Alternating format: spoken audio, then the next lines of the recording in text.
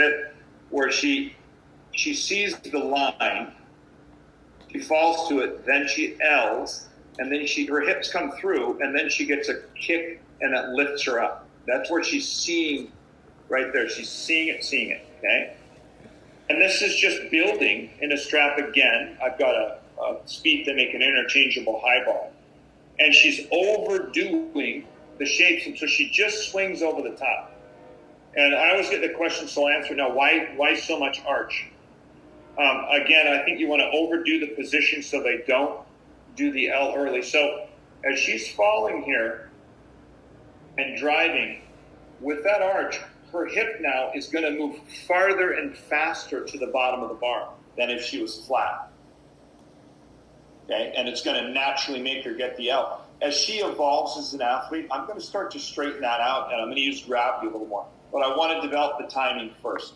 So just like a back giant, I'm just going to swing until they can feel support and they're safe, and then they just have to tap harder. Right? They know they're safe, the wrist shift and everything. So if I like the front giant, if the front giant evolves well, I can take you to a Jaeger. So just toss away a simple tap with an easy layout front flyaway, and we can start to build that up to an extension, and then we can turn that into a Jaeger. And a pike Jaeger in JO, I think, is still 0.2. So it's a good way to go. I want you to think about that. If you go blind change into a Jaeger, you're going to get a CD, you're going to get a tenth there, and you're going to get a D, so you're going to get 2 tenths.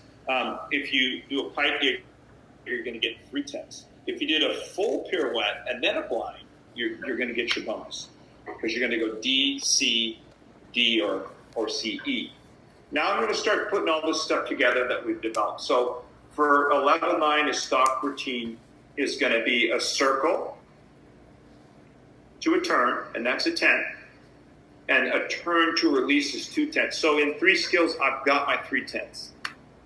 Circle, turn, and these guys know how to swing turn, release, right? Very important on the shoot over, you notice that her hands are in front and she's in curve. So my athletes, I'm trying to get them to get to the bar on the way up. This is in a release clinic, we'll talk about that. So I've got my 0.3 in bones. Tomorrow we'll talk about this at 1 o'clock. So here's a little level 9, Riley when she's little. So I can take the same thing, I can go turn, release, pirouette, hit over the top. And I'm starting to try and get, I think with her we were working a double pike dismount so we can maybe get a double leg. We actually ended up doing a full out with her. This is a couple years ago. All right, here's another one. This is a good little routine. I like the way they do the clear directly to the double back at the end. So this is a pirouette. So she chose to do the half pirouette. That's why I wanted to show this routine. And that's 2 tenths bonus rather than the blind. And I'll do this as well, guys. Normally it's my second choice. I think the blind change is a more usable skill, and it's going to get me to a different grip. And then the pirouette I'm going to use more for the full. But I've got a couple kids that do this as well, and it fulfills that requirement, no problem. You don't have to go to handstand as a 9. In fact, I suggest you don't. I suggest you spend some time at 45 to a little higher until you trust your kid and you know they're really safe. It's a dangerous skill. And a circle, and I like that because she kind of has to tap the dismount. Okay, so that fulfills the requirements as well.